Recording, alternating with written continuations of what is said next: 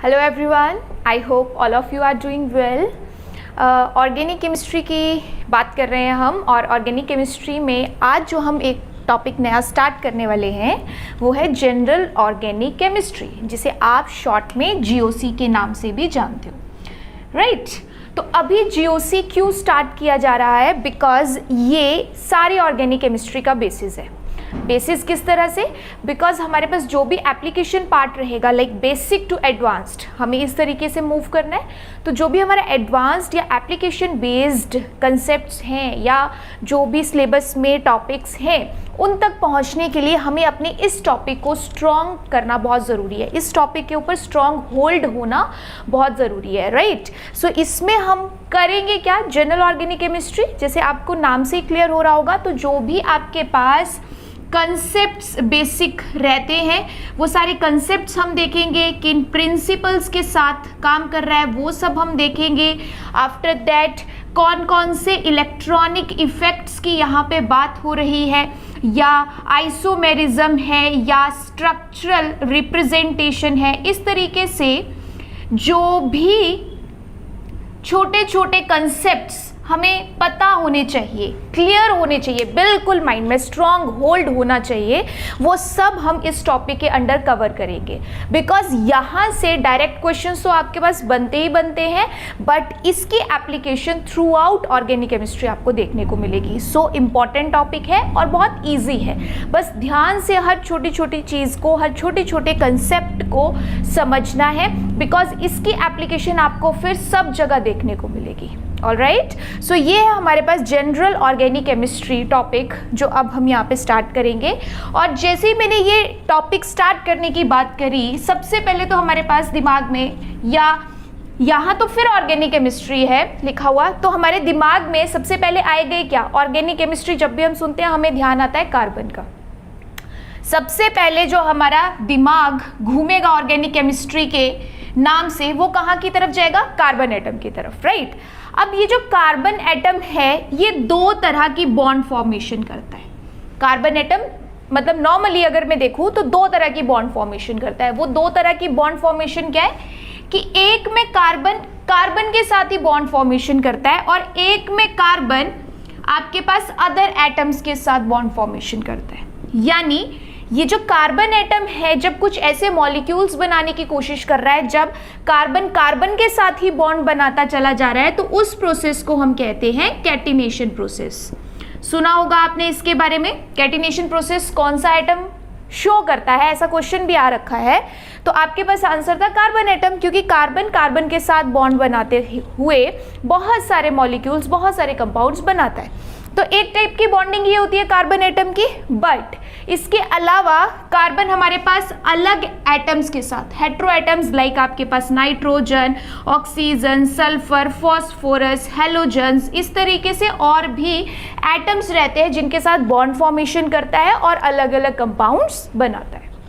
ठीक है, तो जब ऑर्गेनिक केमिस्ट्री की बात हुई, क्योंकि कार्बन से स्टार्ट हुआ और कार्बन को हमने दो तरीके से अभी देखा है, ठीक है, बिल्कुल सीरीज में वन बाय वन सब चीजें हम क्लियर करते जाएंगे। तो अभी दो तरह से हम देख पा रहे हैं कि एक तो ऐसे मॉलिक्यूल जिसमें कार्बन के ही बॉन्ड होंगे, और एक ऐसे मॉलिक्यूल जिसमें कार्बन के बाकी हेट्रो एटम्स के साथ भी बॉन्ड देखने को मिल सकते हैं। अब ये चीज़ तो हमें क्लियर हो गई कि ये दो अलग अलग तरीके की बॉन्ड फॉर्मेशन हो रही है, और ये जो दो अलग अलग तरीके की bond formation carbon atom show कर रहा है, इन्हीं को कंबाइंड फॉर्म में हम कहते हैं ऑर्गेनिक केमिस्ट्री, राइट। यही होता है ना, कार्बन के साथ बॉन्ड फॉर्मेशन वो एक कैटेगरी, और कार्बन का बाकी हेट्रोएटम्स के साथ बॉन्ड फॉर्मेशन वो एक अलग कैटेगरी। ये सारे कैटेगरीज को जब कंबाइंड फॉर्म में देखा जाता है उसी को हम ऑर्गेनिक केमिस्ट्री कहते हैं। अब ऑर्गेनिक केमिस्ट्री का तो हमें क्लियर हो गया कि किस तरीके से कार्बन अपनी कॉन्ट्रीब्यूशन दे रहा है। बट अगर मैं बात करूं इसकी बॉन्ड फॉर्मेशन की, या इसके स्ट्रक्चर की, या इसके शेप्स की, जो मॉलिक्यूल्स बन के आते हैं, तो कार्बन एटम के जो मॉलिक्यूल्स हैं उनकी हाइब्रिडाइजेशन, ठीक है, कार्बन एटम के जो मॉलिक्यूल हैं उनकी हाइब्रिडाइजेशन बिल्कुल लिमिटेड है। लिमिटेड क्यों है? हमें ज्यादा से ज्यादा ये देखने को मिल जाता है कि कार्बन एटम की हाइब्रिडाइजेशन या तो sp3 हो सकती है या sp2 हो सकती है या sp हो सकती है। अब मैं यहाँ पे कार्बन एटम के टाइप्स बताते हुए और ऑर्गेनिक केमिस्ट्री के बारे में बताते हुए डायरेक्ट हाइब्रिडाइजेशन पे क्यों जंप कर रही हूँ, और ये हाइब्रिडाइजेशन है क्या? हाइब्रिडाइजेशन आपके पास बिल्कुल उसी तरीके से रिलेट किया जा सकता है जिस तरीके से आप मॉलिक्यूलर ऑर्बिटल्स की बात करते हो, वैसे ही हाइब्रिड ऑर्बिटल्स रहते हैं। अब ये क्यों हमारे पास ऑर्बिटल्स ज़रूरी हो गए, ये हाइब्रिडाइजेशन का कंसेप्ट है। बट यहाँ मैं शॉर्ट में ये चीज़ क्लियर ज़रूर कर दूंगी, क्योंकि अगर कुछ लोग यहीं पे अटक गए तो आगे की चीज़ फिर क्लियर नहीं हो पाएगी। दैट्स वाई थोड़ा सा हाइब्रिडाइजेशन को पहले क्लियर करना ज़रूरी है। हाइब्रिडाइजेशन के लिए आपके पास मैं एग्जाम्पल के साथ क्लियर करूंगी। लाइक मॉलिक्यूल है आपके पास मीथेन, तो मीथेन में हमें क्या समझ आता है कि ये जो 4 हाइड्रोजन है, ठीक है, अगर मैं कार्बन के यहाँ पे बात करूं किसकी, इलेक्ट्रॉनिक कन्फिग्रेशन की, तो आपके पास ये आएगा 1s2 2s2 एंड 2p2 ऐसे आएगा, ठीक है, 6 इलेक्ट्रॉन। तो 1s2 की तो बात नहीं कर रहे हम, क्योंकि ये इनर मोस्ट है, बॉन्डिंग में पार्टिसिपेट नहीं कर रहा है अभी, तो बॉन्डिंग में ज़्यादातर पार्टिसिपेट करते हैं आउटर मोस्ट। तो ये आपके पास आ गए 2s के 2 इलेक्ट्रॉन, और उसके बाद आपके पास 2p के 2 इलेक्ट्रॉन, ठीक है, ऑलराइट। सो यहाँ पे 2p2 है ना, ये 4 गलती से आ गया था, तो आपके पास ये हो गए 2s के 2 इलेक्ट्रॉन और 2p के भी 2 इलेक्ट्रॉन। अब इन केस अगर हम यहीं से डायरेक्ट बॉन्ड बनवा रहे हैं, ये एटॉमिक ऑर्बिटल्स है ना, s और p d f ये सारे एटॉमिक लेवल के ऑर्बिटल्स हैं। अगर इसके साथ अगर हाइड्रोजन की बॉन्डिंग करानी है तो कितने हाइड्रोजन है, 4, तो 4 हमें अनपेयर्ड इलेक्ट्रॉन्स चाहिए।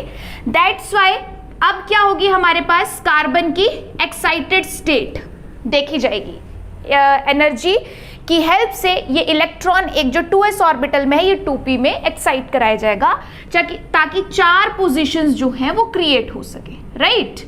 अब 4 पोजीशंस हमारे पास क्रिएट होगी क्योंकि ये एक इलेक्ट्रॉन 2s से 2p में जंप कर गया, एक्साइट कर गया।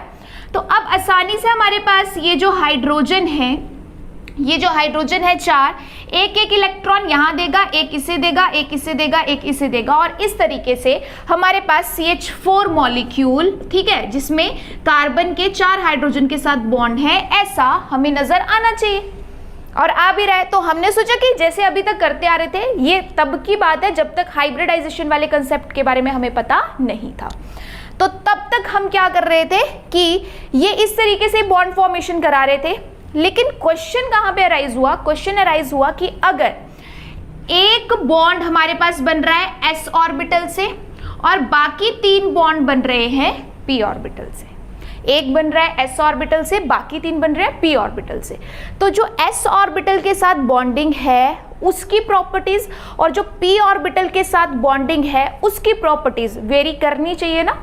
s character different, p character different, तो s वाला बॉन्ड थोड़ा सा अलग होना चाहिए, चाहे बॉन्ड लेंथ में हो या बॉन्ड एनर्जी में हो, किसी भी तरीके से इन तीनों से डिफरेंट होना चाहिए। बट हुआ क्या, एक्सपेरिमेंटली देखा गया कि जो मीथेन है उसके चारों के चारों बॉन्ड की bond length, bond energy, bond dissociation energy, जो भी प्रॉपर्टीज थी सारी सेम। एक्सपेरिमेंटली क्या मिला कि सारी की सारी सेम। तो ये चीज अगर हम अपने प्रीवियस कंसेप्ट्स के बेसिस पे एक्सप्लेन करते तो नहीं हो पा रही थी कि हमारे पास अगर एक बॉन्ड s ऑर्बिटल से बना और 3 p से बने हैं तो 3 एक जैसे होने चाहिए थे, लेकिन 4th वन डिफरेंट होना चाहिए था। बट ऐसा नहीं हुआ, प्रैक्टिकली ऐसे रिजल्ट्स नहीं मिले। जब 4th वन हमारे पास डिफरेंट नहीं मिला, सारे सेम मिले, फिर वो क्वेश्चन अराइज हुआ कि ऐसा क्या हो रहा है बॉन्डिंग से पहले कि हमारे पास चारों के चारों बॉन्ड सेम कैरेक्टर पोजेस कर रहे हैं, राइट। सो उस वक्त हाइब्रिडाइजेशन का कंसेप्ट आया था कि हमारे पास ये बॉन्डिंग होने से पहले ये चारों ऑर्बिटल्स आपस में कंबाइन करके सेम इक्वल नंबर और इक्वल एनर्जी के उतने ही ऑर्बिटल्स बना रहे हैं। उतने ही मतलब एक s और 3 p ऑर्बिटल कंबाइन होंगे तो एक s और 3 p टोटल 4, तो 4 ही आपके पास हाइब्रिड ऑर्बिटल्स बन के आएंगे। तो ये बॉन्डिंग से पहले यहाँ पे क्या हो रहा है, अब यहाँ पे हाइब्रिड ऑर्बिटल्स जनरेट हो रहे थे। हाइब्रिड ऑर्बिटल्स के लिए भी एनर्जी चाहिए थे, उस एनर्जी को यूटिलाइज करके एक s और 3p आपस में कंबाइन हुए, और क्योंकि एक s और 3p का टोटल हो गया 4, तो 4 ही नए ऑर्बिटल बन के आए जिनको हम कहते हैं हाइब्रिड ऑर्बिटल। और अब हर ऑर्बिटल की हमारे पास जो कैरेक्टर था वो क्या था, sp3। क्या कैरेक्टर था, sp3। किस बेसिस पे कह रहे हैं, एक s 3p, sp3। तो उस तरीके से अब ये चारों ऑर्बिटल्स की एनर्जी इक्वल, इनके पास इलेक्ट्रॉन्स का डिस्ट्रीब्यूशन इक्वल, और जब सारी प्रॉपर्टीज इक्वल हैं और अगर हाइड्रोजन अब बॉन्ड फॉर्मेशन करने आएंगे तो ऑब्वियस सी बात है कि चारों के चारों बॉन्ड बिल्कुल इक्वल, चारों के चारों बॉन्ड जो है वो इक्वल प्रॉपर्टी शो करेंगे। आई बात समझ?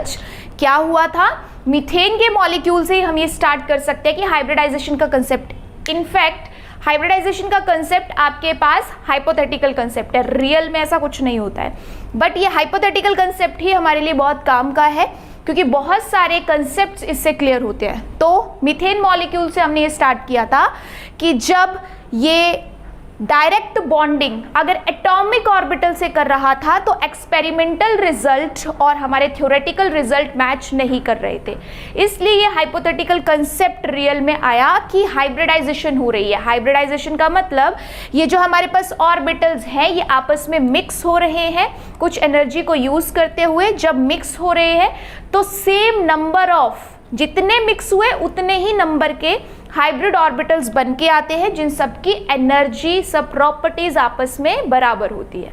तो अब सबसे जब एक एक हाइड्रोजन बॉन्ड बनाएगा तो सबकी प्रॉपर्टी बिल्कुल सेम आएगी। हाइब्रिडाइजेशन के कंसेप्ट को समझने के लिए एक बहुत ही बढ़िया एग्जांपल है। जैसे आप सपोज कीजिए कि आपके पास दो तरह की मिठाई है, अलग अलग है, एक आपके पास मोतीचूर के लड्डू और एक नारियल के लड्डू, ठीक है, दोनों अलग अलग है, अलग अलग टेस्ट। मोतीचूर के लड्डू s ऑर्बिटल, नारियल के लड्डू या नारियल की बर्फी आपके पास p ऑर्बिटल, हो गया अलग अलग। अब जब आप उन दोनों को अलग अलग खा रहे हो तो आपके पास दोनों का टेस्ट अलग अलग पहचान में आ रहा है। तो s के साथ बॉन्ड बन रहा है और p के साथ बॉन्ड बन रहा है, तो दोनों की प्रॉपर्टीज डिफरेंट होनी चाहिए थी। तो अब हमारे पास रिजल्ट में क्या रहा है कि हमें बिल्कुल दोनों का बराबर टेस्ट मिल रहा है, या बराबर नहीं तो कुछ प्रोपोर्शन का, हमें एक का भी टेस्ट आ रहा है, दूसरे का भी टेस्ट आ रहा है एक ही लड्डू में। तो वो कैसे हो सकता था कि हमने क्या किया, हमने हाइब्रिडाइजेशन कराई।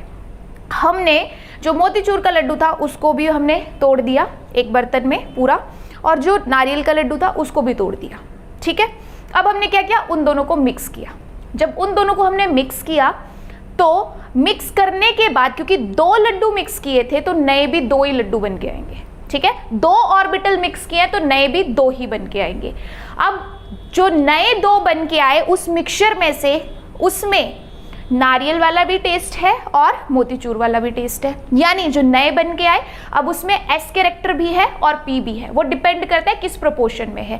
sp3 है तो p ज्यादा है s कम, sp2 है तब p ज्यादा है s कम, sp है तो जितना s उतना p, तो वो प्रोपोर्शन पे डिपेंड करता है। लेकिन अब होगा क्या कि जब आप वो लड्डू बनाओगे उस पूरे मिक्सचर में से तो वो बिल्कुल इक्वल साइज के बनाने हैं। जिस साइज को आपने बिल्कुल स्टार्टिंग में ब्रेक किया जब वो इंडिविजुअल थे, सेम उसी साइज के, उसी प्रोपोर्शन के आपने वो लड्डू बनाने हैं। तो वो जो लड्डू बन के आए वही हाइब्रिडाइजेशन है, ठीक है, वही हाइब्रिडाइजेशन है कि एटॉमिक ऑर्बिटल को कंबाइन करके बिल्कुल इक्वल प्रोपोर्शन में सेम एनर्जी लेवल और सेम आपके पास उनकी प्रॉपर्टीज जब आएंगी, इक्वल डिस्ट्रीब्यूशन ऑफ इलेक्ट्रॉन होगा, तो वो हाइब्रिड ऑर्बिटल बन चुके हैं।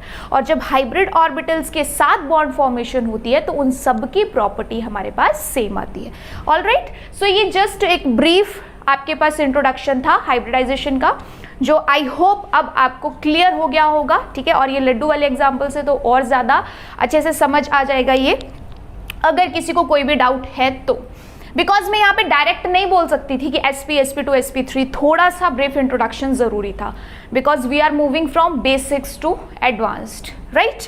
सो यहाँ पे अब क्या मतलब है कि कार्बन के पास सिर्फ लिमिटेड, कार्बन के पास सिर्फ लिमिटेड ही हाइब्रिडाइजेशन होती है, जिसमें एक sp3 है, एक sp2 है और एक sp है। जब sp3 की बात करते हैं तो इसमें हमारे पास s कैरेक्टर और p कैरेक्टर की परसेंटेज हमें पता होनी चाहिए। sp3 में क्योंकि p 3 टाइम्स है तो p आपके पास 75% होता है और s सिर्फ 25% होता है। जब sp2 की बात करते हैं तो आपके पास p 2 टाइम्स होता है, ठीक है, तो p हमारे पास होता है 66.6 और ये होता है 33.3। 100 में से अगर s की बात करो तो वो 33.3 है, बाकी जो 66.6 रह गया वो क्या होता है आपके पास p कैरेक्टर, और sp में दोनों बराबर, तो s कैरेक्टर भी 50 और p कैरेक्टर भी 50। और इसके एग्जाम्पल्स अगर आपको कार्बन मॉलिक्यूल में देखने हैं तो sp3 आपको कब देखने को मिलता है, जैसे अभी मैंने मीथेन की बात करी, ठीक है, इस तरीके का मॉलिक्यूल जब चारों के चारों सिंगल बॉन्ड्स है, कार्बन के सारे चारों के चारों बॉन्ड्स कैसे हैं, सिंगल, तब कौन सी हाइब्रिडाइजेशन होती है, sp3। जब sp2 की बात हो रही है तो आपके पास इस तरीके का ओलेफिन वाला सिस्टम आता है। तो इस सेंटर वाले कार्बन की हाइब्रिडाइजेशन क्या है, sp2, इसकी भी क्या है, sp2।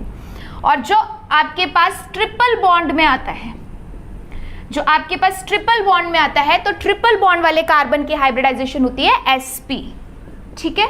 दैट्स वाई आपके पास कार्बन मॉलिक्यूल इसी तरीके से देखने को मिलता है ज्यादातर, या तो सारे सिंगल बॉन्ड है तो sp3, अगर डबल बॉन्ड है तो sp2 और ट्रिपल बॉन्ड है तो sp। इसके अलावा और ज़्यादा हाइब्रिडाइजेशन हमें कार्बन एटम में नहीं देखने को मिलती, यही लिमिटेड हाइब्रिडाइजेशन ज़्यादातर रहती हैं। अब ये 3 टाइप के जो आपके पास यहाँ पे मॉलिक्यूल्स मैंने रखे हैं और s कैरेक्टर आपको बताया है, इससे एक्चुअली बॉन्ड लेंथ में या बॉन्ड डिसोसिएशन एनर्जी में फ़र्क क्या पड़ता है। फ़र्क ये पड़ता है कि जैसे आपको पता है कि कार्बन टेट्रावेलेंट होता है ना, टेट्रावेलेंट मतलब अपने 4 इसकी एटम्स, अगर sp3 में बात करें तो 4 बॉन्ड बनाने की या 4 एटम्स के साथ एसोसिएशन करने की इसके पास कैपेसिटी होती है, या कह सकते हैं कि इसकी वैलेंसी जो है वो 4 होती है, इसलिए टेट्रावेलेंट कहते हैं।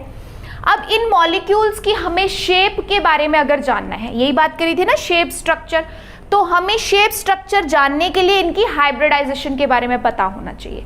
दैट्स वाई मैं हाइब्रिडाइजेशन वाले कंसेप्ट को यहाँ पे क्लियर कर रही हूँ कि आपको अगर sp3 बोला गया तो दिमाग में आ जाएगा कि स्ट्रक्चर में सारे सिग्मा बॉन्ड है, अगर कोई sp2 कार्बन बोला है तो स्ट्रक्चर में डबल बॉन्ड है, अगर sp बोला है तो स्ट्रक्चर में आपके पास ट्रिपल बॉन्ड है, ठीक है।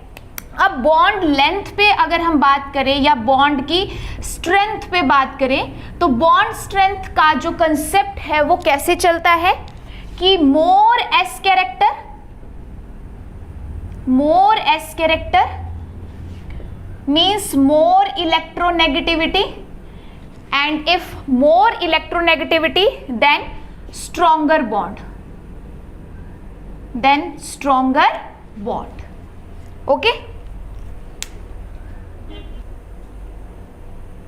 सो आपके पास अगर देखा जाए इन तीनों में कंपैरेटिवली तो s कैरेक्टर सबसे ज़्यादा किसके पास है, sp के पास, फिर sp2 और फिर sp3। तो अगर बॉन्ड स्ट्रेंथ की बात करें कि इन तीनों में कौन सा बॉन्ड सबसे ज़्यादा स्ट्रॉन्ग है, तो हम कहेंगे जिसकी sp हाइब्रिडाइजेशन है वो सबसे ज़्यादा स्ट्रॉन्ग, फिर sp2 वाला और उसके बाद sp3। किस बेसिस पे, s कैरेक्टर के बेसिस पे। जितना s परसेंटेज ज़्यादा उतनी इलेक्ट्रोनेगेटिविटी ज़्यादा, और जितनी इलेक्ट्रोनेगेटिविटी ज़्यादा मीन्स इलेक्ट्रॉन्स को अपने पास होल्ड करने की कैपेसिटी उतनी ही ज़्यादा, इसलिए वो बॉन्ड काफ़ी ज़्यादा स्ट्रॉन्ग। और अगर मैं यहाँ पे बात करूँ बॉन्ड लेंथ की, ठीक है, इसी में बॉन्ड लेंथ का ऑर्डर अगर मैं डिसाइड करूं तो उसके लिए अभी मैंने आपको जो चीज़ बताई उसके अपोजिट चलना है। बॉन्ड लेंथ का ऑर्डर किस बेसिस पे काम करेगा कि जिसका s कैरेक्टर ज़्यादा, इलेक्ट्रोनेगेटिविटी ज़्यादा, इलेक्ट्रॉन्स को स्ट्रांगली होल्ड करके रखेगा, इलेक्ट्रॉन्स को जितना स्ट्रांगली होल्ड करके रखेगा, न्यूक्लियस के पास रखेगा, बॉन्ड उतना ही क्या हो जाएगा, शॉर्ट हो जाएगा। तो ये अपोजिट है। कि जितना आपके पास s कैरेक्टर ज्यादा उतना लॉन्ग, जितना आपके पास s कैरेक्टर ज्यादा उतना ही आपके पास बॉन्ड शॉर्ट होगा। जितना s कैरेक्टर ज्यादा उतना ही बॉन्ड शॉर्ट होगा। तो उस बेसिस पे अगर इन तीनों का कंपैरिजन करूं तो sp3 की बॉन्ड लेंथ, sp3 वाले बॉन्ड की बॉन्ड लेंथ ज्यादा होती है देन sp2 और sp2 की ज्यादा होती है देन sp। ठीक है, बिल्कुल अपोजिट ऑर्डर है, जिसकी बॉन्ड स्ट्रेंथ ज्यादा उसकी बॉन्ड लेंथ कम।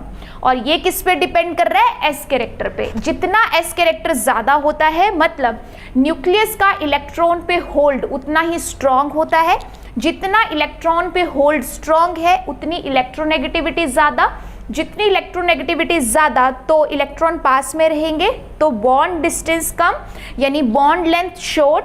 और जो इलेक्ट्रॉन ज्यादा स्ट्रांगली होल्ड करके रखे हैं उनकी आपके पास स्ट्रेंथ क्या होगी? ज्यादा। उन बॉन्ड को तोड़ना फिर मुश्किल होगा। तो दोनों कंसेप्ट आपके पास चलते हैं बट एक दूसरे के रिवर्स। जो मैं बिल्कुल बेसिक तरीके से आपको समझाना चाह रही थी कि कार्बन की अगर बात स्टार्ट हुई है तो कार्बन का स्ट्रक्चर, उसकी शेप्स या फिर वो किस तरीके की बॉन्ड फॉर्मेशन सब शो करता है, तो वो ऐसे स्टार्ट हो सकता है आपके पास कि कितने टाइप की हमारे पास पहले तो हाइब्रिडाइजेशन आती है, उसकी इलेक्ट्रॉनिक कन्फिग्रेशन क्या होती है, क्योंकि आपको किसी भी चीज को एक्सप्लेन करना है सबसे पहले उसकी इलेक्ट्रॉनिक कन्फिग्रेशन और हाइब्रिडाइजेशन। अगर ये चीज पता है तो आगे फर्दर ज्योमेट्री, शेप, हर चीज आप बता सकते हो और जो भी कंसेप्ट आपसे पूछा जा रहा है उसको आप एक्सप्लेन कर सकते हो। सो स्टार्ट हाइब्रिडाइजेशन और कन्फिग्रेशन इलेक्ट्रॉनिक कन्फिग्रेशन से ही होता है। तो उस बेसिस पे तो हमें क्लियर हो गया कि कार्बन जो मॉलिक्यूल्स बनाएगा वो किस किस तरीके से हमें दिखने वाले हैं, या तो sp3 हाइब्रिडाइजेशन या sp2 या फिर sp। और उसमें भी बॉन्ड लेंथ का ऑर्डर या बॉन्ड स्ट्रेंथ का ऑर्डर हमारे पास वेरी करेगा। बट यहाँ पे हमें सिंगल बॉन्ड का तो समझ आता है, बट ये जो डबल बॉन्ड हमारे पास है, ये डबल बॉन्ड एक्चुअली बनते कैसे हैं? जैसे आपके पास ये कार्बन डबल बॉन्ड कार्बन है, तो जो कार्बन का p ऑर्बिटल है एक कार्बन का और जो दूसरे कार्बन का p ऑर्बिटल है उसमें होती है कैसी ओवरलैपिंग? Side wise overlapping. तो साइड वाइज ओवरलैपिंग की वजह से एक आपके पास इलेक्ट्रॉन क्लाउड अप साइड बनता है, एक इलेक्ट्रॉन क्लाउड जो है वो डाउन साइड बनता है। तो चाहे ऐसे रिप्रेजेंट कर लो चाहे ऐसे रिप्रेजेंट कर लो। सिंगल बॉन्ड का तो हमें समझ आ रहा है, बट ये जो हमारे पास डबल ट्रिपल बॉन्ड बनते हैं ये बनते हैं साइड वाइज ओवरलैप से। और जब ऐसा इलेक्ट्रॉन क्लाउड हमारे पास रहता है तो जो सामने कोई भी रिएजेंट है उसे ये बहुत इजीली इलेक्ट्रॉन डोनेट कर पाता है। कोई भी अटैकिंग रिएजेंट अगर सामने है और इस सिस्टम की इलेक्ट्रॉन डेंसिटी ऐसे पूरे आप कह सकते हो लूप की फॉर्म में या क्लाउड की फॉर्म में अवेलेबल है तो वो बहुत आसानी से अटैक कर सकती है। ठीक है, तो पाई बॉन्ड का ये तो हमें यहाँ पे क्लियर हो गया, बिल्कुल बेसिक सी चीज। बट एक बात का खास ध्यान रखना कि आपके पास ये जो p orbital side wise overlap कर रहे हैं ये अगर इस तरीके से प्रेजेंट है तो जिस प्लेन पे कार्बन है वो कार्बन प्लेन और p ऑर्बिटल का प्लेन एक दूसरे के परपेंडिकुलर होता है। जो भी मॉलिक्यूल का प्लेन है उस प्लेन के बिल्कुल परपेंडिकुलर p ऑर्बिटल्स रहते हैं। तो p ऑर्बिटल्स जो होते हैं फिर आपस में क्या कर पाते हैं? Side wise overlap. तो मॉलिक्यूल के प्लेन के परपेंडिकुलर जब p ऑर्बिटल होते हैं और जिन्होंने ओवरलैप करना है वो एक दूसरे के पैरेलल होते हैं तब हमारे पास पाई बॉन्ड फॉर्मेशन आसानी से हो जाती है। क्योंकि आपने कई जगह ये पढ़ा होगा कि जब ये p ऑर्बिटल और ये p ऑर्बिटल एक दूसरे के परपेंडिकुलर है तो इनके बीच में बॉन्ड फॉर्मेशन नहीं हो सकती, पाई बॉन्ड फॉर्मेशन। क्योंकि पाई बॉन्ड फॉर्मेशन के लिए दोनों p ऑर्बिटल्स का एक दूसरे के पैरेलल होना बहुत जरूरी है। दोनों p ऑर्बिटल का आपस में पैरेलल होना और उन p ऑर्बिटल और मॉलिक्यूल का एक दूसरे के परपेंडिकुलर होना, ये दो कंडीशन अगर देखने को मिल रही है तो पाई बॉन्ड फॉर्मेशन आसानी से हो जाती है। चलो, ये तो होगी हमारे पास जस्ट सिंपल इंट्रोडक्शन की कार्बन किस तरीके के मॉलिक्यूल्स बनाएगा, क्या क्या स्ट्रक्चर उनका हो सकता है, उनकी बॉन्ड स्ट्रेंथ कैसी हो सकती है। अब नेक्स्ट जो हम इसमें जानेंगे वो है हमारे पास कि स्ट्रक्चरल रिप्रेजेंटेशन कैसी हो सकती है।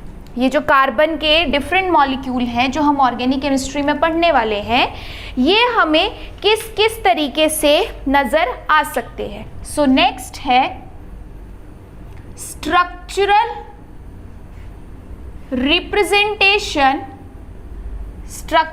Representation in organic compounds. Structural representation in organic compounds, ठीक है। तो जो आपके पास ऑर्गेनिक कंपाउंड्स हैं जनरली आपको कुछ इस तरीके से देखने को मिल सकते हैं। आपके पास लुईस स्ट्रक्चर भी होते हैं, सुना होगा आपने, या डॉट स्ट्रक्चर भी इनको कहते हैं, ठीक है। तो ऐसे भी आपको इस फॉर्म में भी देखने को मिल सकते हैं, या फिर एक टाइप डैश स्ट्रक्चर की होती है, एक टाइप कंडेंस्ड स्ट्रक्चर की होती है, ठीक है, और एक आपके पास होती है लाइन फॉर्म में। एक आपके पास होती है लाइन फॉर्म में, बॉन्ड लाइन बोल सकते हो या लाइन स्ट्रक्चर बोल सकते हो, जैसे भी आपको सही लगे, बॉन्ड लाइन स्ट्रक्चर, ठीक है।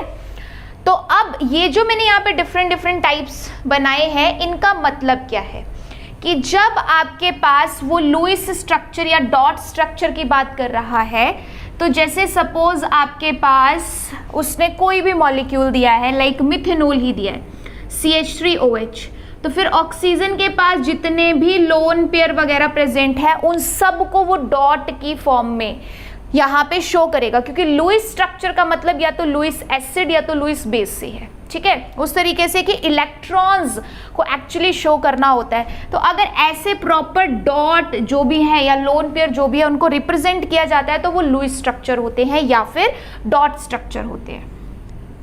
डैश स्ट्रक्चर तब हम कहते हैं जब हम पूरे बॉन्ड्स को, कोवेलेंट बॉन्ड्स को एक डैश की फॉर्म से रिप्रेजेंट करते हैं। जैसे सपोज मेरे पास CH3OH है ना, यही वाला मॉलिक्यूल है, तो इसे मैं कंप्लीट ऐसे शो करूंगी, मतलब एक एक जगह जहां जहां भी कोवेलेंट बॉन्ड था उस एक एक कोवेलेंट बॉन्ड को मैं यहाँ पे रिप्रेजेंट करूंगी। या मेरे पास कार्बन डबल बॉन्ड कार्बन है तो मैं उसे हर एक बॉन्ड को क्लियरली दिखाऊंगी। जब हर कोवेलेंट बॉन्ड को डैश से रिप्रेजेंट किया जाता है, यानी डैश का मतलब कि ऐसे सिंगल डैश है तो सिंगल बॉन्ड, 2 डैश है तो डबल बॉन्ड, 3 डैश है तो ट्रिपल बॉन्ड। तो जब कंप्लीटली ओपन करके दिखा रहे हैं तो उनको हम कहते हैं किस तरीके के स्ट्रक्चर, डैश स्ट्रक्चर। जो कंडेंस्ड स्ट्रक्चर है इसमें अब हम क्या करते हैं कि जैसे आपके पास ऐसे दिया है CH3CH2OH, अब हम क्या करेंगे कंडेंस में कि जो हाइड्रोजन के साथ बॉन्डिंग थी उसको बॉन्ड फॉर्मेशन डैश में नहीं दिखाएंगे या ऐसे भी ना लिख के, ठीक है। CH3CH2OH में स्टिल आपको यहाँ पे जैसे बॉन्ड नजर आ रहा है तो हो सकता है इसको ये सिंपल ऐसा भी लिख दे,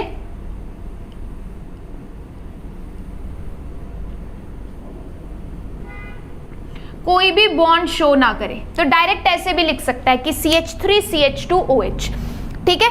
तो अब क्या हुआ है कि इसको कंडेंस कर दिया गया है, यानी जो क्लियरली बॉन्ड हमें यहाँ पे नजर आ रहे थे अब वो बॉन्ड्स यहाँ पे नजर नहीं आएंगे, तो कंडेंस हो चुका है, क्लियर।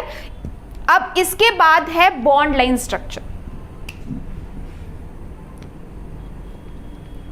बॉन्ड लाइन स्ट्रक्चर में क्या करते हैं, डिफरेंस देखो, यहाँ पे क्या कर रहे थे कि हम यहाँ पे हाइड्रोजन के प्रॉपर बॉन्ड रिप्रेजेंट कर रहे थे, यहाँ हम हाइड्रोजन को लिख तो रहे हैं बट उनके बॉन्ड को रिप्रेजेंट नहीं कर रहे। यहाँ हम क्या करेंगे, dash line bond line structures में हाइड्रोजन को दिखाएंगे नहीं, जो बॉन्ड लाइन स्ट्रक्चर्स हैं उसमें हाइड्रोजन को दिखाएंगे नहीं इस तरीके से, या साइक्लिक फॉर्म में दिखाना है तो इस तरीके से। यानी अब आपको खुद समझना पड़ता है कि जैसे ये कार्बन है इसके 2 बॉन्ड बन रहे हैं और जो बाकी 2 हमें नजर नहीं आ रहे, क्योंकि कार्बन टेट्रावैलेंट है ना, तो 2 हमें नजर आ रहे हैं, जो बाकी 2 नहीं नजर आ रहे वो एक्चुअल में हमारे पास क्या है, हाइड्रोजन है। तो जब हम इन हाइड्रोजन को यहाँ पे शो ही नहीं करते ना बॉन्ड से ना लिख के, वो हमारे पास आते हैं बॉन्ड लाइन स्ट्रक्चर्स, ठीक है। तो ये बिल्कुल बेसिक सी चीज थी कि ऑर्गेनिक कंपाउंड्स जो हैं वो आपको कैसे कैसे यहाँ पे नजर आ सकते हैं।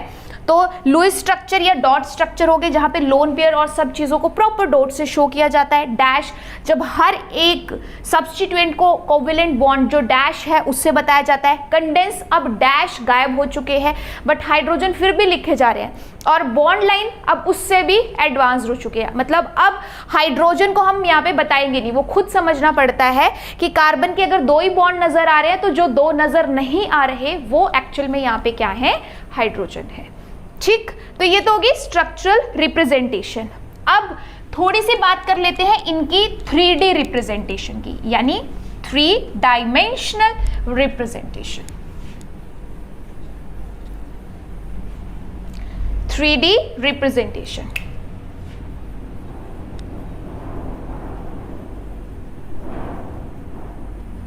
थ्री डायमेंशनल रिप्रेजेंटेशन में मैं आपको क्या बताना चाह रही हूं कि जैसे आपके पास कोई मॉलिक्यूल है, नोटबुक पे लिखा है या व्हाइट बोर्ड पे लिखा है, तो वो मॉलिक्यूल हमें कैसे नजर आ रहा है, 2 डायमेंशंस में। वो मॉलिक्यूल हमें कैसे नजर आ रहा है, 2 डायमेंशन में। जैसे अभी मैंने आपको ऐसे कोई मॉलिक्यूल दिखाया तो यहाँ पे ये जो मैं कह रही थी कि जो नहीं नजर आ रहा वो 2 हाइड्रोजन है, तो इस वक्त तो मुझे क्या लग रहा है कि चारों की चारों चीजें इस बोर्ड पे पड़ी हुई हैं। ठीक है, तो मैं इसको यहाँ पे मान के चल रही हूँ कि हमारे पास 2 डायमेंशन है। अब ये 3 डायमेंशन में कैसा नजर आता है उसके लिए हमें कुछ रिप्रेजेंटेशंस के बारे में पता होना चाहिए।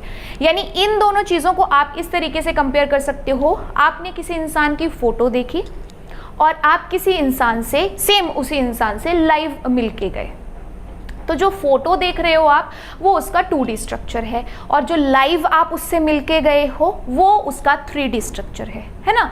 तो वैसे ही आपके पास जो हम पेपर पे या फिर बोर्ड पे लिख रहे हैं वो सिर्फ हमें 2 डायमेंशंस में नज़र आ रहा है, बट वो एक्चुअली स्पेस में कैसे एग्जिस्ट करता है अपनी तीनों डायमेंशन में, वो इमेजिन करना हमें इन रिप्रेजेंटेशंस ने सिखाया है। तो 4 आपके पास डिफरेंट टाइप की रिप्रेजेंटेशंस होती हैं जिसमें मोस्टली ऑर्गेनिक कंपाउंड्स लाई करते हैं और वो रिप्रेजेंटेशंस आपने पहले सुनी भी होंगी। ठीक है, तो उनको थोड़ा सा हम यहाँ पे ब्रीफली इंट्रोड्यूस कर लेते हैं। कौन कौन सी 3 डायमेंशन वाली रिप्रेजेंटेशन है, एक आपके पास है वेज या डैश रिप्रेजेंटेशन या वेज डैश भी साथ में बोल देते हैं, वेज रिप्रेजेंटेशन या वेज डैश रिप्रेजेंटेशन। दूसरी आपके पास है फिशर रिप्रेजेंटेशन। तीसरी आपके पास है न्यूमैन रिप्रेजेंटेशन और फोर्थ वन है आपके पास saw horse representation, saw horse representation. ठीक है, तो ये जो आपके पास यहाँ पे रिप्रेजेंटेशंस हैं ये चारों हमें अलग अलग तरीके से बताएंगी कि जो मॉलिक्यूल्स को हम पेपर पे देख रहे हैं वो एक्चुअली अगर 3 डायमेंशन में एग्जिस्ट करेंगे तो वो कैसे होंगे। तो मैं यहाँ पे सबका एक एक एग्जांपल आपको लिख के दे रही हूँ, फिर मैं डिफरेंस बताऊंगी और ये भी बताऊंगी कि आप उस मॉलिक्यूल को इमेजिन कैसे करोगे, कि कैसे देख पाओगे। वेज रिप्रेजेंटेशन, जैसे अभी आपके पास ये जिगजैग मॉलिक्यूल मैंने ड्रॉ किया है, इसे जिगजैग रिप्रेजेंटेशन बोलते हैं।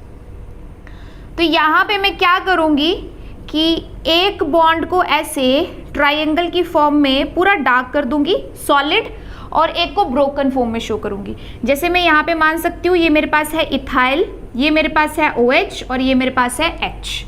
तो ये कौन सी रिप्रेजेंटेशन है, वेज रिप्रेजेंटेशन। मॉलिक्यूल्स जो है कार्बन मॉलिक्यूल है या ऑर्गेनिक केमिस्ट्री के मॉलिक्यूल हैं वो इस रिप्रेजेंटेशन में अगर दिखते हैं तो हम कहेंगे वेज या वेज डैश रिप्रेजेंटेशन है।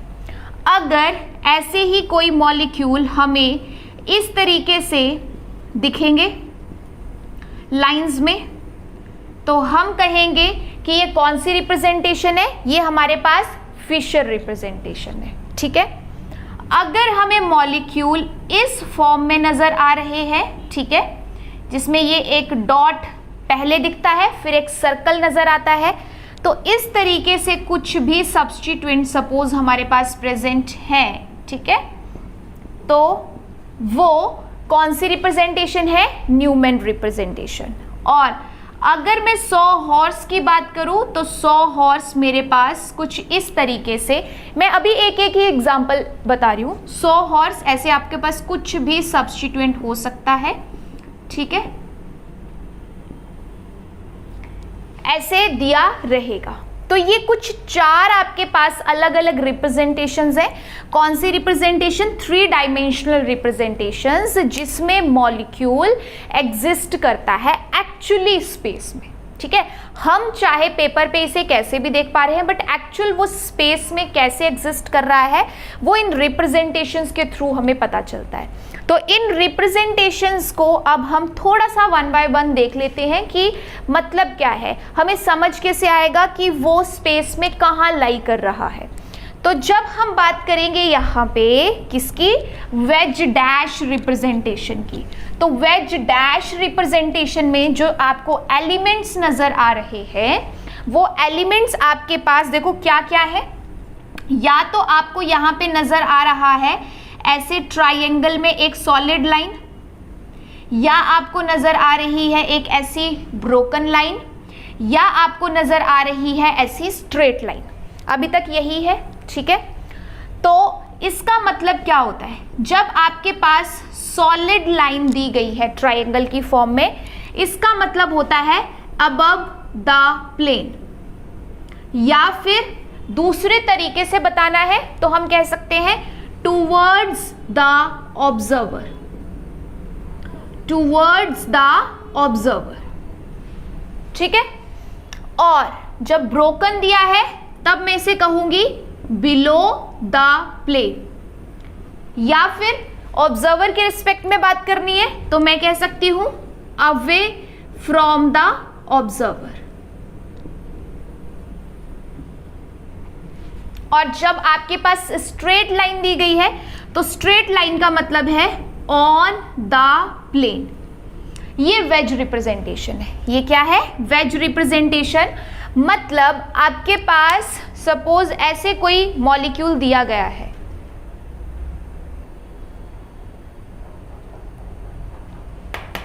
ये, ठीक है। तो इस मॉलिक्यूल में अब इस कार्बन पे फोकस करना है। इस कार्बन के पास 4 बॉन्ड है, एक है इथाइल, एक है CH2OH, एक है OH और एक है H। कार्बन 4 बॉन्ड बना रहा है, sp3 हाइब्रिडाइज्ड है, ठीक है। तो इस वक्त हमारे पास अगर देखा जाए, if you are the observer, अभी हम ऑब्जर्वर के रिस्पेक्ट में बात कर रहे हैं, if you are the observer, तब क्या होगा कि आपके लिए ये चीज, ठीक है, मैं ऐसे रिप्रेजेंट कर रही हूं। तो एक यहां पे जाएगा और एक यहां पे जाएगा, तो आपको ये मॉलिक्यूल कुछ ऐसा नजर आएगा। समझ रहे हो? ऐसा नजर आने का मतलब क्या है? यहां पे देखो इस मॉलिक्यूल को, जो चीज आपको सॉलिड में दी गई है, सॉलिड का मतलब होता है towards the observer. If you are the observer, तो ये जो रेड मार्कर आपको नजर आ रहा है ये आपकी तरफ को ऐसे ओरिएंटेड होगा। तो जो भी ये इसका 3D स्ट्रक्चर है ना, जो हमें यहां से समझना है कि एक्चुअली कैसे है। तो ये जो आपके पास सॉलिड में दिखाई गई चीज है ये टूवर्ड्स द ऑब्जर्वर है, टूवर्ड्स द ऑब्जर्वर। तो वो आपको ऐसे नजर आ रही है। ये जो मेरे पास यहाँ पे, ये जो मेरे पास आपके लिए क्या हो चुका है, ब्लैक मार्कर जो है वो आपके लिए अब क्या हो चुका है यहाँ पे, अवे। तो वो मैं यहाँ पे कैसे शो करूंगी? ब्रोकन फॉर्म में। तो एक्चुअली स्पेस में वो ऐसे होगा। अगर आप सामने से इस मॉलिक्यूल को ऑब्जर्व कर रहे हो, you are the observer, then this red marker is supposed as OH, क्योंकि सॉलिड में दिया है तो OH टूवर्ड्स द ऑब्जर्वर है। H जो ब्रोकन फॉर्म में दिखाया है ये अवे फ्रॉम द ऑब्जर्वर है, आपके रिस्पेक्ट से, आपके रिस्पेक्ट से आपके लिए ये चीज अवे है, तो ये अवे फ्रॉम द ऑब्जर्वर है। बाकी 2 चीजें आपको दिख रही है लेफ्ट और राइट में। तो लेफ्ट में आपको दिख रहा है इथाइल, क्योंकि ये सॉलिड बॉन्ड से दिखाया गया है, it means on the plane, तो ये चीज प्लेन के ऊपर प्रेजेंट है। और CH2OH भी क्योंकि सॉलिड लाइन से, डायरेक्ट लाइन से दिखाया गया है, तो ये आपके पास CH2OH है सपोज, तो ये भी कहाँ प्रेजेंट है? On the plane. तो इस तरीके से आपके पास रहेगी इस एक sp3 हाइब्रिडाइज्ड एक कार्बन की स्पेस में ओरिएंटेशन या रिप्रेजेंटेशन। अगर हम कौन सी बात कर रहे हैं यहाँ पे? वेज रिप्रेजेंटेशन की। अगर इसी चीज को मैं on the plane, above the plane या बिलो द प्लेन के हिसाब से लूं तो मैं कैसे भी देख सकती हूँ, ठीक है। अभी ऑब्जर्वर के हिसाब से हमने समझ लिया। अब प्लेन के हिसाब से, प्लेन क्या होता है? कोई भी इमेजिनरी आपके पास, आप पेपर मान लो, कोई भी चीज आपने कहीं पे रख दी है इमेजिनरी, तो वो प्लेन हो गया, ठीक है।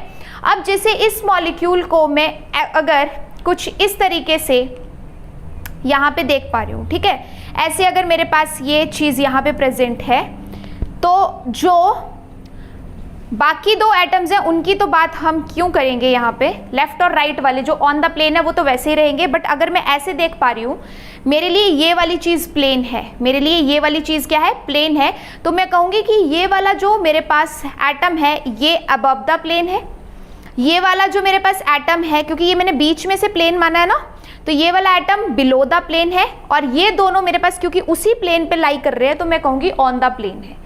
तो ये आपकी मर्जी होती है कि आप ऑब्जर्वर के रिस्पेक्ट से बताओ या प्लेन के रिस्पेक्ट से बताओ, ये सिर्फ डिपेंड करता है कि किस एंगल से देखा जा रहा है। प्लेन आपने सामने रखा है, अगर ऐसे रखा है तो ये आपके पास ऑब्जर्वर के रिस्पेक्ट से ये टूवर्ड्स ऑब्जर्वर हो जाएगा, ये अवे फ्रॉम द ऑब्जर्वर हो जाएगा।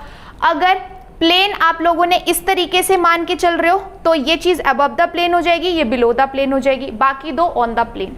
तो ये बहुत सिंपल सी चीज है जो आपने पहले पढ़ी होगी वेज रिप्रेजेंटेशन के बारे में, कि जब भी वेज रिप्रेजेंटेशन की बात करते हैं, एक sp3 हाइब्रिडाइज्ड कार्बन दो बॉन्ड बनाता है ऑन द प्लेन, एक होता है अबव द प्लेन, एक बिलो द प्लेन, या दो बॉन्ड होते हैं ऑन द प्लेन, एक बॉन्ड होता है टूवर्ड्स द ऑब्जर्वर और एक बॉन्ड होता है अवे फ्रॉम द ऑब्जर्वर। अगर किसी भी मॉलिक्यूल को इस तरीके से रिप्रेजेंट किया जा रहा है तो वो हमारे पास है वेज डैश रिप्रेजेंटेशन, ठीक है जी।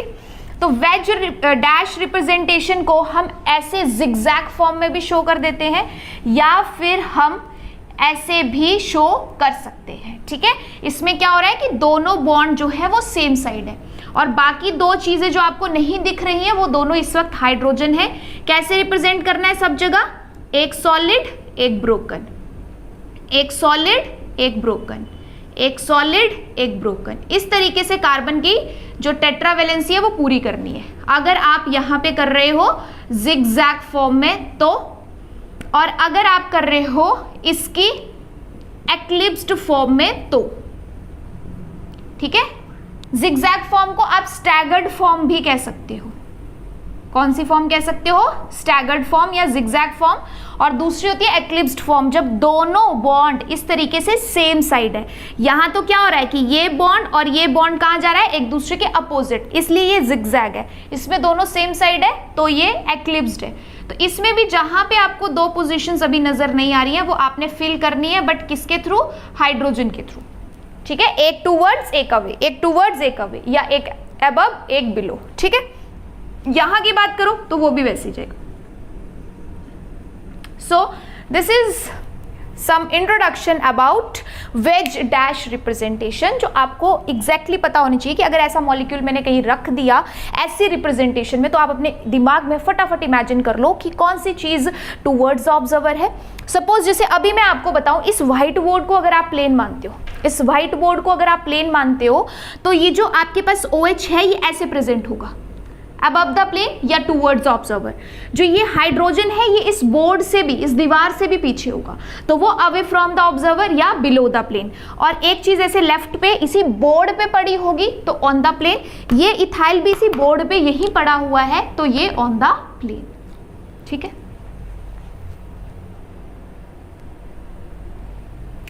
सो नेक्स्ट जो हमारे पास रिप्रेजेंटेशन है वो है फिशर रिप्रेजेंटेशन। फिशर रिप्रेजेंटेशन आपके पास दो लाइंस से मिलके बनता है, एक आपके पास हॉरिजॉन्टल लाइन और एक आपके पास वर्टिकल लाइन, एक हॉरिजॉन्टल लाइन और एक वर्टिकल लाइन, ठीक है। तो आपके पास ये वर्टिकल लाइन में ये जो चीज आपको नहीं नजर आ रही, कुछ भी नहीं लिखा हुआ, ये एक्चुअल में कार्बन है। तो इस कार्बन के पास CH3HOH 3 और ये चौथा बॉन्ड है। वैसे ही इस कार्बन के पास OHHCH3 3 और ये चौथा बॉन्ड है, ठीक है। तो फिशर रिप्रेजेंटेशन, क्योंकि हर रिप्रेजेंटेशन के अपने एलिमेंट्स होंगे, अपना एक अलग कह सकते हो कि नजरिया होगा देखने का, तो आपको हर रिप्रेजेंटेशन में समझना कि किन एलिमेंट से मिलके ये बन रही है। तो इसमें दो ही बातें, एक हॉरिजॉन्टल लाइन एक वर्टिकल लाइन। और दूसरी बात कि ये आपके पास अगर सिंगल कार्बन है, एक ही कार्बन है तब भी आप रिप्रेजेंट कर सकते हो। अगर 2 कार्बन है या उससे ज्यादा है तब भी फिशर रिप्रेजेंटेशन दे सकते हो। जैसे अभी अगर मैं बात करूं आपके पास वेज की, तो वेज में भी आपने देखा कि आपके पास अगर सिंगल कार्बन है, ठीक है, वेज में अगर सिंगल कार्बन है तब भी आप रिप्रेजेंटेशन बता सकते हो। अगर आपके पास मल्टीपल कार्बन है तब भी आप वेज रिप्रेजेंटेशन बता सकते हो। तो मैं यहां से क्या कहना चाह रही हूं कि फिशर रिप्रेजेंटेशन और वेज रिप्रेजेंटेशन में ये एक सिमिलैरिटी है कि सिंगल कार्बन होगा तब भी रिप्रेजेंट किया जा सकता है, मल्टीपल कार्बन होंगे तब भी रिप्रेजेंट किया जा सकता है। बट जो बात आपके पास सॉ हॉर्स या फिर इसी से मिलती जुलती न्यूमैन प्रोजेक्शन की है, उसमें सबसे पहली बात ही ये है कि सिंगल कार्बन अगर होगा, सिंगल कार्बन अगर होगा तो सिंगल कार्बन को सॉ हॉर्स और न्यूमैन में रिप्रेजेंट नहीं किया जा सकता। सिंगल कार्बन को सॉ हॉर्स या न्यूमैन रिप्रेजेंटेशन में बताया नहीं जा सकता। तो इसके लिए हमें मिनिमम 2 कार्बन्स की रिक्वायरमेंट होती है और 2 कार्बन्स हमें यहाँ पे Y अल्फाबेट है ना, Y अल्फाबेट उसकी फॉर्म में नजर आते हैं। या तो Y बिल्कुल सीधा लिखा है तो हम कहेंगे इसे इरेक्ट Y, या तो Y अपोजिट करके लिखा है, उल्टा करके, तो हम इसे लिखेंगे इन्वर्टेड Y, इरेक्ट Y या इन्वर्टेड Y। ये दोनों एलिमेंट्स आपस में मिलते हैं, उससे हमें 4 अलग अलग सॉ हॉर्स रिप्रेजेंटेशन देखने को मिल सकती है। अलग अलग कैसे, देखो इसमें मैंने इसीलिए अलग कलर से बताया आपको कि जब ये दोनों सिर्फ रेड रेड वाले पे फोकस करो, इसमें भी ये इरेक्ट Y है, बिल्कुल सीधा Y, ये भी इरेक्ट Y है। पहला कॉम्बिनेशन, पहला इरेक्ट है, दूसरा इन्वर्टेड है, उल्टा हो चुका है। तीसरे में पहला भी इन्वर्टेड है, दूसरा भी इन्वर्टेड है, दोनों उल्टे हो चुके हैं। फोर्थ में पहला अब इन्वर्टेड है और दूसरा इरेक्ट है, इसके बिल्कुल अपोजिट। इसमें पहला इरेक्ट था, दूसरा इन्वर्टेड, इसमें पहला इन्वर्टेड है, दूसरा इरेक्ट। तो इन दोनों एलिमेंट्स को आपस में जोड़ते हुए हमारे पास 4 पॉसिबिलिटीज बनती हैं, वो चारों की चारों हमने यहाँ पे देख ली। अब इसका मतलब क्या है, इसका मतलब ये होता है कि जब इरेक्ट Y है तो 2 बॉन्ड अप है, 1 बॉन्ड डाउन है, और जब इन्वर्टेड है तो 1 बॉन्ड अप है और 2 बॉन्ड डाउन है, 1 बॉन्ड अप है और 2 बॉन्ड डाउन है। तो इस तरीके से आपके पास देखो ये एक कार्बन है जिसके 3 बॉन्ड ये हो गए और चौथा बॉन्ड कार्बन के साथ। तो अब खुद समझ आ रहा होगा कि सॉ हॉर्स रिप्रेजेंटेशन मैंने ऐसा क्यों कहा कि 1 कार्बन होगा तो इस रिप्रेजेंटेशन को बताया नहीं जा सकता, क्योंकि मिनिमम 2 कार्बन हमें चाहिए, 2 कार्बन रहेंगे तभी इस रिप्रेजेंटेशन को यूटिलाइज किया जा सकता है, जो फिशर या फिर वेज रिप्रेजेंटेशन में लिमिटेशन नहीं है। इन दोनों में सिंगल कार्बन है तब भी, मल्टीपल है तब भी हो सकता है, बट इसमें सॉ हॉर्स में मिनिमम 2 कार्बन चाहिए अगर रिप्रेजेंटेशन ये वाली आप यूटिलाइज करना चाह रहे हो तो। ठीक है, तो ये चीज आपको समझ आ गई होगी कि इस तरीके से भी मॉलिक्यूल्स हमें नजर आ सकते हैं, या तो इरेक्ट Y या इसी चीज को उल्टा करके देख लो, इन्वर्टेड Y की फॉर्म में। अब एक और हमारे पास बिल्कुल इसी से मिलती जुलती रिप्रेजेंटेशन है, विच इज न्यूमैन रिप्रेजेंटेशन। और किससे मिलती जुलती है ये है हमारे पास यहाँ पे सॉ हॉर्स के साथ मैच करती हुई न्यूमैन रिप्रेजेंटेशन। बस थोड़ा सा ही डिफरेंस है। थोड़ा सा डिफरेंस क्या है कि अब यहाँ पे हमारे पास एक डॉट और एक सर्कल, ये 2 एलिमेंट्स देखने को मिलेंगे। डॉट का मतलब है फ्रंट कार्बन और सर्कल का मतलब है बैक कार्बन। डॉट का मतलब है कि जो ऑब्जर्वर को पहले दिख रहा है फ्रंट कार्बन, और जो एक्चुअल में बैक होगा वो ऑब्जर्वर को बाद में दिख रहा है। तो इस बेसिस पे अगेन इन दोनों Y के कॉम्बिनेशन से 4 हमारे पास न्यूमैन प्रोजेक्शन हो सकती है। एक जैसे मैंने आपको ये रिप्रेजेंट करी है, तो इसका क्या मतलब है, ये जो आपके पास डॉट है इसके 3 बॉन्ड हमें नजर आ रहे हैं, और ये जो सर्कल है इसके भी 3 बॉन्ड हमें नजर आ रहे हैं, बट चौथा बॉन्ड जो है इन दोनों कार्बन के बीच का है। सॉ हॉर्स में क्या होता है कि कार्बन कार्बन के बीच का बॉन्ड ऑब्जर्वर को नजर आ जाता है, बट न्यूमैन में कार्बन कार्बन के बीच का बॉन्ड नजर नहीं आता। इसलिए वो हमें खुद समझना है, खुद अंडरस्टूड होना चाहिए कि फ्रंट कार्बन और बैक कार्बन के बीच का बॉन्ड इस तरीके से है कि वो ऑब्जर्वर को नजर नहीं आ रहा, इसलिए हमें 3-3 बॉन्ड ही नजर आते हैं। बट ऐसा नहीं कि 3 ही बना रहा है, बना 4 ही बॉन्ड रहा है, लेकिन वो बॉन्ड इस रिप्रेजेंटेशन में ऑब्जर्वर को नजर नहीं आता। ठीक है, तो ये मैंने एक यहाँ पे फॉर्म बनाई जिसमें फ्रंट वाला इरेक्ट वाई है और बैक वाला इन्वर्टेड। इस बात का ध्यान रखिएगा कि जो बैक कार्बन है उसके बॉन्ड इस सर्कल पे आते ही रुक जाने चाहिए, उसके आगे आप लेके नहीं जाओगे।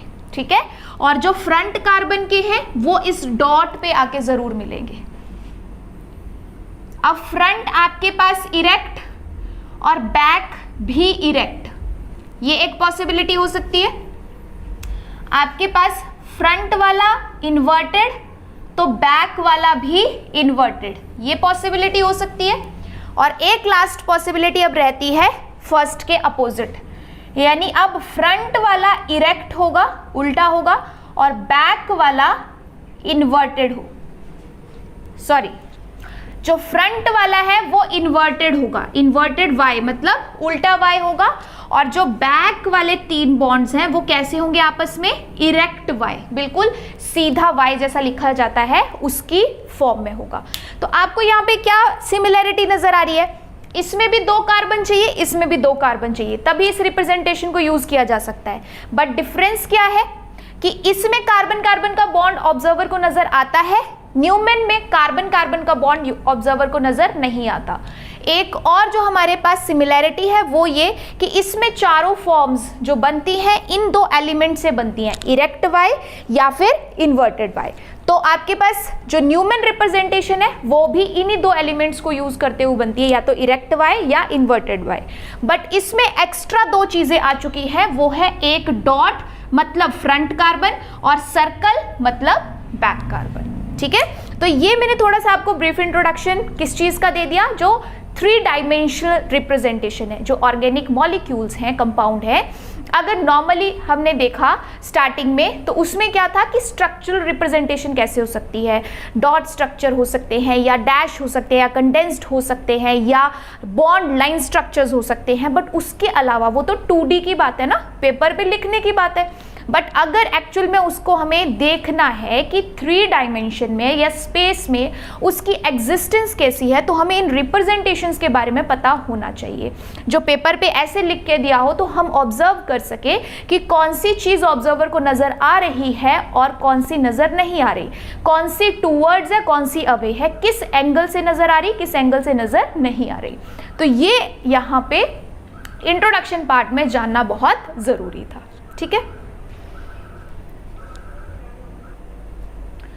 नाउ नेक्स्ट जो हमारे इन बेसिक कंसेप्ट में जानना ज़रूरी है वो है ऑर्गेनिक कंपाउंड्स की क्लासिफिकेशन, कि ऑर्गेनिक कंपाउंड्स जो हमारे पास होते हैं वो किस किस कैटेगरी को बिलोंग कर सकते हैं, उसकी कौन कौन सी क्लासेस हैं। तो जैसा आप यहाँ पे देख रहे हो, मेजरली अगर बात की जाए तो ऑर्गेनिक कंपाउंड्स को 2 कैटेगरीज में डिवाइड किया गया है, one is cyclic, one is acyclic. Clearly समझ आ रहा है? एसाइक्लिक मतलब ओपन चेन, कोई भी साइकिल, कोई भी रिंग इन्वॉल्व नहीं होगी। साइक्लिक या क्लोज्ड चेन जिसमें कोई साइकिल या कोई रिंग इन्वॉल्व जरूर होगी। तो एसाइक्लिक में जैसे CH3CH2OH है या CH3CHO है, ऐसे कोई भी ओपन चेन स्ट्रक्चर रहेगा, वो एक कैटेगरी, एक क्लास ऑर्गेनिक कंपाउंड्स की देखने को मिलती है, एसाइक्लिक या ओपन चेन। बट जो साइक्लिक है या क्लोज्ड चेन है उसकी फर्दर क्लासिफिकेशन हो रखी है। फर्दर भी वो 2 तरीके की क्लासेस में डिवाइड किया गया है, one is carbocyclic, another is heterocyclic. नाम से क्लियर हो रहा है, कार्बोसाइक्लिक का मतलब है कि साइक्लिक है, क्योंकि डिराइव तो वहीं से हो रही है ना, रिंग है, बट रिंग में सारे के सारे एटम्स आपके पास कौन से हैं, कार्बन के, कार्बोसाइक्लिक या होमोसाइक्लिक भी हम इसे कहते हैं। अब ये जो कार्बोसाइक्लिक है और हेट्रोसाइक्लिक है, इन दोनों में डिफरेंस ही ये है कि इसमें सारे एटम्स कार्बन के ही इन्वॉल्व होंगे, जबकि आपके पास जो हेट्रोसाइक्लिक है, जो आपके पास हेट्रोसाइक्लिक है उसमें हमारे पास जो कार्बन एटम्स है उसके अलावा भी और एटम्स देखने को मिलते हैं, ठीक है। जैसे आपको यहाँ पे कुछ एग्जांपल्स दिए गए हैं, तो ये हेट्रोसाइक्लिक कंपाउंड्स है। हेट्रो मींस डिफरेंट, कार्बन के अलावा इसमें नाइट्रोजन है, इसमें नाइट्रोजन है, इसमें ऑक्सीजन है। तो रिंग के अंदर जब कार्बन के अलावा और भी एटम्स रहेंगे तो वो किस कैटेगरी को बिलोंग करेंगे? हेट्रोसाइक्लिक को। अब यहाँ पे आपके पास जो हमने कार्बोसाइक्लिक की बात करी, होमोसाइक्लिक की बात करी, मींस जिसमें सारे कार्बन एटम्स होंगे, वो भी फर्दर 2 क्लासेस में डिवाइड कर दिए हैं। कौन कौन सी 2 classes? Alicyclic and aromatic. Alicyclic 2 words से मिलके बना है। कौन सा? Aliphatic plus cyclic. Aliphatic plus cyclic, it means cyclic है, रिंग है, बट रिंग में एलिफेटिक चेन है। तो एलिफेटिक चेन का मतलब ये है कि नो एरोमेटिक कैरेक्टर, किसी भी टाइप का एरोमेटिक कैरेक्टर नहीं होगा। जैसे ये 2 एग्जांपल्स आपको देखने को यहाँ पे मिल रहे हैं, ठीक है। साइकिल है, बट इस साइकिल में कहीं पे भी कोई एरोमेटिक कैरेक्टर नहीं प्रेजेंट है। सो एलिफेटिक चेन है but in the form of cycle, तो वो किस कैटेगरी को बिलोंग करते हैं? एलिसाइक्लिक। अगर मैं बात करूं एरोमेटिक सिस्टम की, तो जो हमारे पास एरोमेटिक सिस्टम है वो भी फर्दर 2 कैटेगरीज में डिवाइड किया गया है। ये जो एरोमेटिक सिस्टम्स है, ये एरोमेटिक कंपाउंड्स है, ये एक अलग से आपका लेक्चर रहेगा एरोमेटिसिटी पे, जो हम कंप्लीटली पढ़ेंगे, क्योंकि यहाँ से भी डायरेक्ट क्वेश्चन बनते हैं, ठीक है। तो अभी तो हम जस्ट क्लासिफिकेशन देख रहे हैं कि किस किस कैटेगरी को बिलोंग कर सकता है। सो एरोमेटिक को भी फर्दर मैं कह रही हूँ 2 कैटेगरी में डिवाइड किया गया है, कि जिसमें एरोमेटिक कैरेक्टर है but they belong to benzenoid class और नॉन बेंजीनॉइड क्लास। इसका मतलब क्या है? नाम से क्लियर हो रहा है कि अगर बेंजीन रिंग मॉलिक्यूल में, स्ट्रक्चर में प्रेजेंट है विद हैविंग एरोमेटिक कैरेक्टर, ठीक है, उस मॉलिक्यूल में एरोमेटिक कैरेक्टर है और उसके पीछे वजह बेंजीन है कि बेंजीन का स्ट्रक्चर जरूर प्रेजेंट है, तो वो बेंजीनॉइड कंपाउंड है। बट इन केस आपके पास यहाँ पे जैसे मैं ये एक 7 मेंबर्ड कंपाउंड बना रही हूं, इस कंपाउंड का नाम है ट्रोपोलोन। इस कंपाउंड का नाम क्या है? ट्रोपोलोन। ये इस तरीके से नजर आ रहा है, ठीक है। 7 मेंबर्ड है, 3 डबल बॉन्ड है और ऑक्सीजन है। ये भी एरोमेटिक है। क्यों है? ये आपको एरोमेटिसिटी में जरूर बताऊंगी मैं। और एरोमेटिक होने के बाद भी हम क्या देख पा रहे हैं कि इसमें बेंजीन रिंग नहीं है। एरोमेटिक कैरेक्टर है बट किसी भी टाइप की बेंजीन रिंग नहीं है। अगर बेंजीन रिंग नहीं है तो ये किस कैटेगरी को बिलोंग कर रहा है? Non benzenoid aromatic compounds. So aromatic compounds 2 category को बिलोंग करते हैं, एक बेंजीनॉइड जिसमें बेंजीन रिंग है और एक ऐसे जो एरोमेटिक है बट बेंजीन रिंग उनमें प्रेजेंट नहीं है, तो वो नॉन बेंजीनॉइड होंगे। सो इस तरीके से हमारे पास ये ऑर्गेनिक कंपाउंड्स की क्लासिफिकेशन कंप्लीट हो रही है कि पहले मेजरली 2 क्लासेस, एक आपके पास साइक्लिक, एक एसाइक्लिक। एसाइक्लिक की तो बात खत्म हो गई, बट साइक्लिक फर्दर डिवाइड किया गया है और भी क्लासेस में, जिसमें एक होमोसाइक्लिक है, एक हेट्रोसाइक्लिक है। हेट्रो तो खत्म हो गया बट होमो फिर फर्दर डिवाइड हुआ 2 कैरेक्टर्स के बेसिस पे, कि एक आपके पास एलिसाइक्लिक, एक एरोमेटिक। एलिसाइक्लिक में एरोमेटिक कैरेक्टर नहीं है, एरोमेटिक में एरोमेटिक है, ठीक। अब एरोमेटिक भी फर्दर डिवाइड कर दिया 2 कैटेगरी में, एक बेंजीनॉइड, एक नॉन बेंजीनॉइड। जिसमें बेंजीन रिंग वजह बन रही है एरोमेटिसिटी की, वो बेंजीनॉइड। जिसमें बेंजीन रिंग वजह नहीं बन रही एरोमेटिसिटी की, वो non benzenoid. So this is all about the classification of organic compounds. तो अब नेक्स्ट हमारे पास इसमें और भी अभी फैक्टर्स या और भी प्रॉपर्टीज बचती हैं ऑर्गेनिक कंपाउंड्स की, लाइक उनके आइसोमेरिज्म के बारे में या उनके नॉमेनक्लेचर के बारे में। सो इस लेक्चर में आज जो हमने यहाँ पे देखा वो जनरल ऑर्गेनिक कंसेप्ट्स स्टार्ट किस तरीके से हमने कार्बन से किया, उसके क्या स्ट्रक्चर्स, उसकी हाइब्रिडाइजेशन क्या पॉसिबल हो सकती है, उससे बॉन्ड स्ट्रेंथ और बॉन्ड लेंथ पे क्या फ़र्क पड़ता है। आफ्टर दैट कार्बन के कंपाउंड्स कौन कौन से स्ट्रक्चर्स में रिप्रेजेंट किए जा सकते हैं, उसकी 3D रिप्रेजेंटेशन क्या हो सकती है या उसकी क्लासिफिकेशन क्या हो सकती है, ये सब हमने इसमें कवर कर लिया। एंड इसके बाद जो हम नेक्स्ट पढ़ेंगे वो रहेगा हमारे पास isomerism and then nomenclature and then other factors. Okay.